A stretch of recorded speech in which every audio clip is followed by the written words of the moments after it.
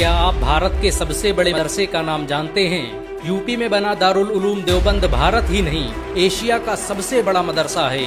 इस मदरसे में दुनिया भर से लोग पढ़ने आते हैं।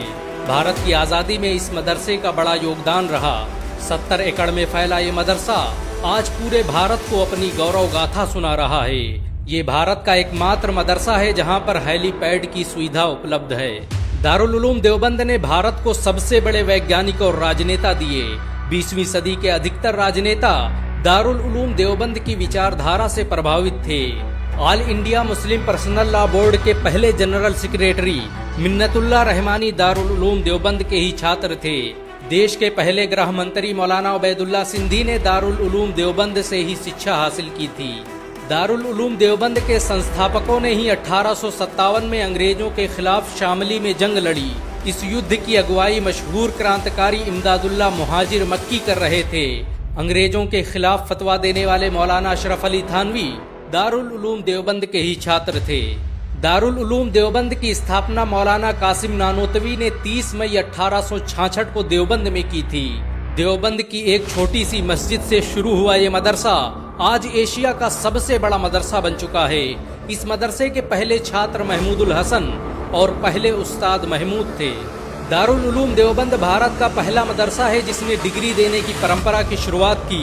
1875 में एक सम्मेलन में छात्रों को सबसे पहले डिग्रियां दी गईं, जिसके बाद ये परंपरा पूरे भारत में फैल गई। सन 1875 में ही इस मदरसे की पहली बिल्डिंग की बुनियाद रखी गई। दारुल उलूम देवबंद आज भारत ही नहीं एशिया का सबसे बड़ा मदरसा है। इस मदरसे ने उस वक्त हजारों मुफस्सिर, मुहद्दिस, मुफ्ती और आलिम पैदा किए जिस वक्त भारत में मुसलमानों को चुन चुन कर मारा जा रहा था।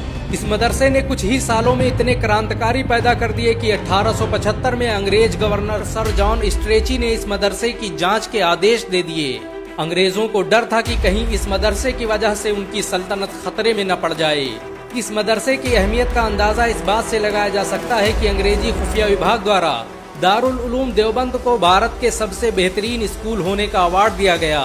अंग्रेज अधिकारी सर जॉन पोमर ने तो यहाँ तक कह दिया कि इतना बेहतरीन स्कूल तो उसने इंग्लैंड में भी नहीं देखा। इस मदरसे के पहले छात्र रहे शेखुल हिंद मौलाना महमूदुल हसन ने ही जमियतुल अंसार नाम का आंदोलन चलाया, जिसने भारत की आजादी में क्रांतिकारी भूमिका निभाई।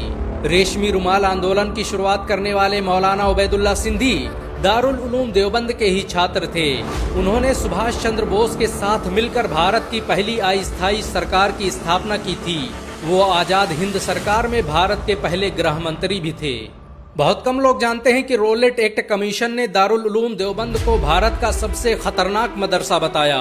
उसने लिखा कि अगर इसे बंद नहीं किया गया तो भारत अंग्रेजों के हाथ से निकल जाएगा। भारत के सबसे बड़े मुस्लिम संगठन जमीयत उलमा हिंद की स्थापना दारुल उलूम देवबंद द्वारा ही की गई। दारुल उलूम देवबंद में पढ़ने वाले मुफ्ती किफायतुल्लाह जमीयत उलमा हिंद के पहले अध्यक्ष थे। बहुत कम लोग जानते हैं कि मौलाना कासिम नानोतवी ने दारुल उलूम देवबंद की स्थापना अंग्रेजों को भारत से निकालने के लिए की थी।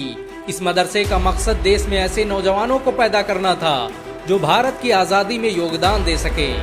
आपको ये जानकर शायद हैरानी हो कि दारुल उलूम देवबंद के छात्र रहे मौलाना महमूदुल हसन ने ही 1920 में गांधी को महात्मा का लक़ब दिया। उनका ये नाम इतना मशहूर हुआ कि गांधी पूरी दुनिया में महात्मा गांधी के नाम से पुकारे जाने लगे। महमूदुल हसन ने ही हकीम अजमल खान के साथ मिलकर 1920 में जामिया मिलिया इस्लामिया यूनिवर्सिटी की स्थापना की थी, ताकि भारतीय शिक्षा तंत्र को अंग्रेजों के चंगुल से आजाद करवाया जा सके। आपको ये जानकर शायद हैरानी हो कि दारुल उलूम देवबंद में दुनिया के सबसे बड़े इस्लामिक एंट्रेंस एग्जाम का आयोजन किया जाता है। इस एग्जाम में हर साल 20,000 से अधिक छात्र शामिल होते हैं। दारुल उलूम देवबंद में हजारों लोग रहकर शिक्षा हासिल करते हैं। इस मदरसे में हर साल करोड़ों रुपये खर्च होते हैं और इसका पूरा खर्च मुसलमान उठाते हैं। दारुल उलूम देवबंद ने भारत में इस्लाम को फैलाने में बड़ा बुनियादी किरदार अदा किया। इस मदरसे ने दुनिया में सबसे ज्यादा आलिम और शिक्षाविद पैदा किए। तबलीगी जमात की स्थापना करने वाले मौलाना इलियास दारुल उलूम देवबंद के ही छात्र थे।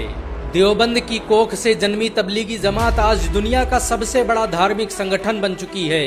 इसमें जुड़ने वालों की संख्या 20 करोड़ से अधिक है। अमेरिका से लेकर रूस, जापान, इंडोनेशिया और फ्रांस के हर शहर में इसकी शाखाएं फैली हुई हैं। दुनिया के 150 से अधिक देशों में तबलीगी जमात के लोग मौजूद हैं। दारुल उलूम देवबंद भारत का पहला स्कूल था जिसने अंग्रेजों के खिलाफ अंतर्राष्ट्रीय स्तर पर आवाज उठाई। इस मदरसे ने अफगानिस्तान, तुर्की, सऊदी अरब और ईरान में ऐसे लोग तैयार किए जिन्होंने भारत की आजादी में बड़ी भूमिका निभाई। असहयोग आंदोलन की शुरुआत दारुल उलूम देवबंद से ही हुई थी। 1916 में शेखुल हिंद ने तुर्की के युद्ध मंत्री अनवर पाशा के साथ मिलकर भारत को आजाद करने की जो योजना बनाई, उसने भारत से अंग्रेजी सल्तनत को उखाड़ फेंका। दारुल उलूम देवबंद द्वारा चलाए गए इस आंदोलन के बारे में सर रोलेट ने लिखा कि ऐसी रणनीति को देखकर ब्रिटिश हुकूमत हक्का बक्का रह गई।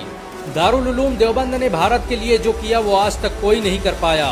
उड़ीसा के गवर्नर विशंभर नाथ पांडे के मुताबिक ये मदरसा अपने आप में एक देश था। अगर ये न होता तो भारत कभी आजाद न होता। भारत की आजादी के लिए लड़ने वाले इस मदरसे के 50,000 से अधिक उलमाओं को अंग्रेजों ने एक साथ फांसी दे दी थी। दारुल उलूम देवबंद को देखने के लिए हर साल लाखों लोग भारत आते हैं, जिससे भारत सरकार करोड़ों रुपए की कमाई करती है। विदेशों से आने वाले लोगों के लिए देवबंद आज भी कौतूहल का विषय है। देवबंद से पढ़कर निकले करोड़ों लोग आज दुनिया भर में भारत का नाम रोशन कर रहे हैं। कोई भी देश ऐसा नहीं जहां पर इस मदरसे में पढ़ने वाले लोग मौजूद न हों। भारत में चलने वाले ज्यादातर मदरसों में देवबंद का ही सिलेबस पढ़ाया जाता है। दारुल उलूम देवबंद भारत का अकेला मदरसा है जहां पर हेलीपैड की सुविधा मौजूद है। इस मदरसे में आसानी से हेलीकॉप्टर लैंड कराए जा सकते हैं। दारुल उलूम देवबंद में बनी मस्जिद रशीदिया भारत की सबसे खूबसूरत मस्जिद मानी जाती है। इस मस्जिद को बनाने में करोड़ों रुपए खर्च हुए। ताजमहल के बाद ये भारत की अकेली इमारत है जिसमें सबसे ज्यादा संगमरमर का इस्तेमाल किया गया। मस्जिद रशीद को देखने के लिए आज भी दुनिया भर से लोग भारत आते हैं। दुनिया में दारुल उलूम देवबंद के अलावा कोई भी ऐसा संगठन नहीं जो बगैर सरकारी मदद के इतने बड़े स्कूल का संचालन कर ले। दारुल उलूम देवबंद का पूरा खर्च भारत के मुसलमान उठाते हैं। इसे आज तक किसी तरह के सरकारी फंड की जरूरत महसूस नहीं हुई। बहुत कम लोग जानते हैं कि अलीगढ़ मुस्लिम यूनिवर्सिटी की स्थापना में दारुल उलूम देवबंद का बड़ा किरदार रहा। इस मदरसे के कई उस्ताद अलीगढ़ मुस्लिम यूनिवर्सिटी की मजलिसे सूरा में शामिल रहे। मौलाना कासिम नानोतवी की मौत पर सर सैयद अहमद खान ने तो यहाँ तक कह दिया कि उनके जैसा आलिम अब दोबारा भारत में पैदा न होगा। दारुल उलूम देवबंद की जब स्थापना हुई तब इसमें कोई पढ़ने वाला नहीं था, लेकिन आज उसी देवबंद में पढ़ने के लिए दुनिया के कोने कोने से लोग आ रहे हैं। देवबंद आज सिर्फ एक मदरसा ही नहीं, भारत की पहचान बन चुका है। इस मदरसे ने हर दौर में भारत के लिए सबसे ज्यादा कुर्बानियां दी। भारत को जब भी जरूरत पड़ी दारुल उलूम देवबंद हमेशा सीना ताने खड़ा रहा। दारुल उलूम देवबंद भारत के मुसलमानों की आन बान और शान माना जाता है। मुसलमान इसकी हिफाजत के लिए अपना सब कुछ कुर्बान कर सकते हैं। अगर एक मुसलमान होने के नाते आपको गर्व महसूस हुआ हो तो इस वीडियो को लाइक और शेयर जरूर करें। ऐसी और वीडियो को देखने के लिए हमारे चैनल को सब्सक्राइब करें, घंटा जरूर दबाएं।